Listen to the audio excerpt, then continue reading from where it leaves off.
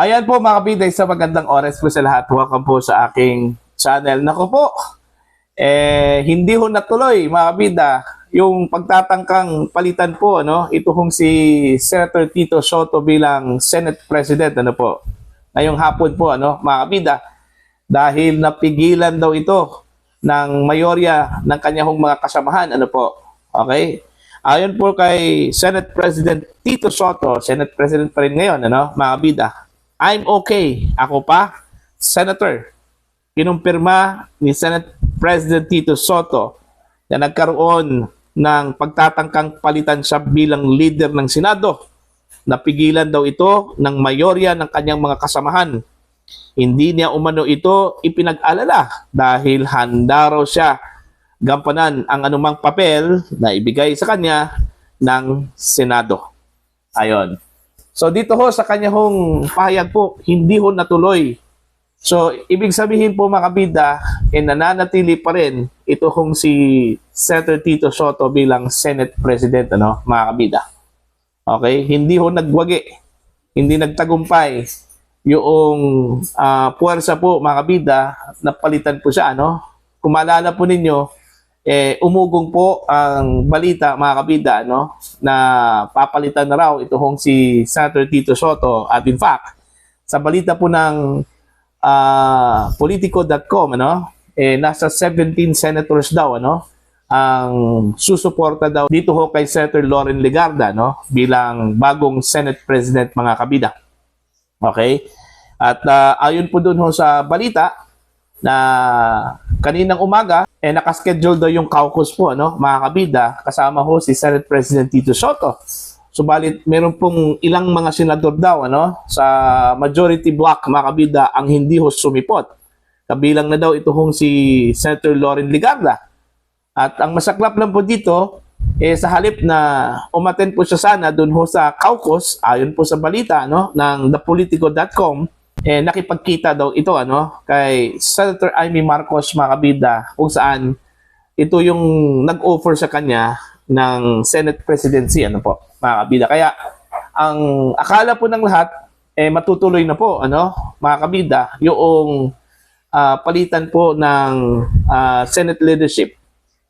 Okay?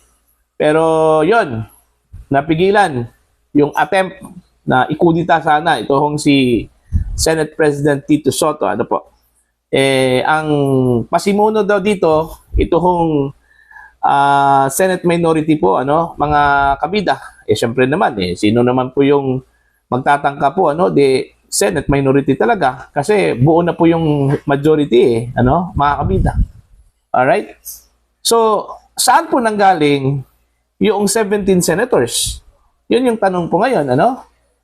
Okay? Yung source po ng Politico.com, ito hong The Billionaire News Channel po, ano, mga kabida. Batay po dun ho sa kanila hong report. Now, ang tanong ngayon, saan po nanggaling yung 17 senators na sinasabi hong susuporta daw kay Senator Loren Legarda, mga kabida? At sino po yung source? Okay? Ng The Billionaire News Channel. Alright? Kasi pumalpak Hindi po natuloy, ano, mga kabida. Okay, pangalawang beses na po itong Billionaire Channel po, ano. Pumalpak yung kanilang balita po, ano, mga kabida. Anyway, there are still a lot of chances, mga kabida. Meron pa. Hindi pa po tapos ang laban, ano. Kumbaga, kung hindi nila nakuha ngayon, may pagkakataon pa po, no, na pwede ho nilang makuha sa mga darating na araw po, ano, mga kabida. Doon ho sa photo ops po, mga kabida, na kumalat po sa social media, no, after doon ho sa naging session po ng Senado po kanina, no, ilan ho sa mga senador wala po doon. At napansin ko po, mga kabida, na wala po doon ito hong si Senator Raffy Tulfo, ano, mga kabida, ano po. Okay?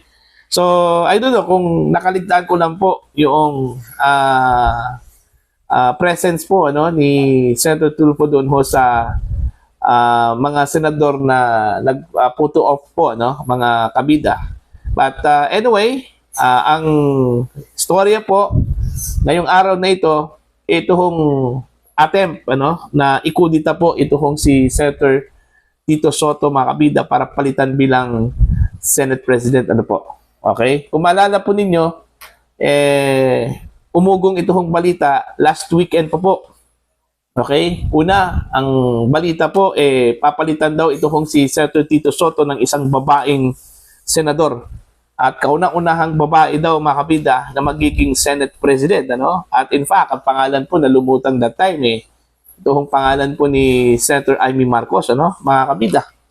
Pero kinalaunan po, pangalan po ni Senator Loren Legarda. Inalok daw ito, mga kabida, ayon po kay Senator Tito Soto. So, balit tumanggi daw ito, ano? Doon ho sa offer na gawing Senate President. Kaya doon ho nag-umpisa yung possible change of leadership hanggang kanina po, mga kabida. Okay? Nang i-publish po ng thepolitico.com yung balita na meron na daw 17 senators na handa kong suportahan itong si Senator Loren Legarda na maging Senate President. Kaya nung nag-resume po, mga kabida, kanina yung session, okay, nakita ko natin si Senator Loren Legarda na umupo doon ho sa Senate President chair, no, mga kabida. At tinawag pa nga siya, no, ni Majority Leader Mig Zubiri, ano, na Madam President.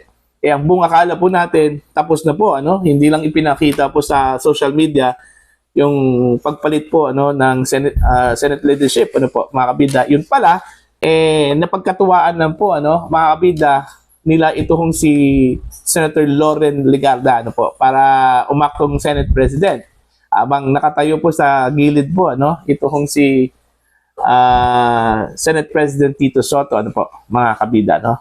So, yun po, yung drama ngayong araw na ito. At aasahan po natin, may mga attempts pa, ano, ang posibleng mangyayari po, ano, mga kabida, in the coming days. Hanggat makuha po ng minority po, ano, mga kabida, yung numbers, yung 13 senators. Kasi yun lang yung kailangan po, ano, mga kabida, para makuha po nila itong majority block. Actually, nag-ugat po ito, mga kabida, no? Ito hong napabalitang palitan na raw ito hong si Senator Tito Soto, ano? Dahil marami daw mga senador, ano, na diskontento po at disappointed dito ho sa performance po, ano, ni Senate President, ano po, mga kabida. Lalong-lalo na po, marami hong kontrobersiya po, ano, na kinakaharap po ito hong si Senate President Tito Soto.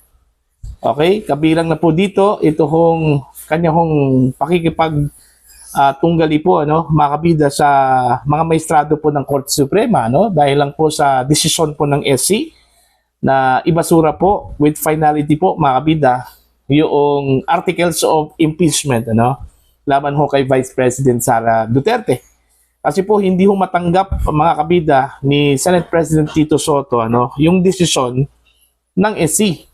Kaya marami na hong siyang mga sinabi, ano, laban ho sa mga maestrado, laban sa Korte Suprema, na siguro po ikinainis din ng ilang mga senador, mga kabida, ano po. Kasi yung kanya hong pakikipag-argue po, ano, sa Korte Suprema ay hindi ito nagre-represent, mga kabida, sa Senado bilang institusyon, ano. And most probably, personal lang po yon, ano, ni Senate President Tito Soto, at hindi po ito representation ng Senado as an institution po, ano, mga kabida. Okay? At marami pa pong kontrobersiya po, ano, na kinakaharap ito kong si Senator Tito Soto. At kabilang na po ito kong kanya kong mungkahin na i-persona non grata po, ito kong deputy spokesperson po ng Chinese Embassy, ano, na nag-draw po ng mixed reaction po, mga kabida, no, mula sa mga kababayan po natin. Okay? At in fact, yung proposal na yon ay sinupalpal po, ano, ni Pangulong Ferdinand Bongbong Marcos. Matapos po niyang sabihin na hindi po niya idedeklarang persona non grata ito kong ambassador po ng China, no, dito sa Pilipinas, ano po, mga kabida. Okay? Kaya siguro, nagkaroon po ng kunting discontentment, ano, mga kabida, yung ilang mga senador. Kaya yun siguro may lumapit po sa kanila at kinausap at tila parang pumayag siguro, no, na maging kabahagi po dun ho sa kumausap po sa kanila, ano po, mga kabida. Kaya meron pong lumabas na 17 senators, ano? Yan na po ang hindi ko maintindihan po, ano? Saan po nanggaling yung 17 senators? Pero yun lang, napigilan daw eh. Sabi po ni Senator Tito Soto, ano? Kaya hindi ho natuloy yung attempt, ano, na palitan po ito kung si Senate President Tito Soto ni Senator Loren Legarda, mga kabida. Okay? So much for that. Para ho sa inyo, ano po ang inyong opinion at pananaw ho dito? Ano? Please comment down. Sa mga hindi pa po subscriber sa channel, please subscribe, just click the subscribe button, click the notification bell, click all para updated po kayo mga kabida sa aking mga uploads. Maraming salamat po sa inyo lahat.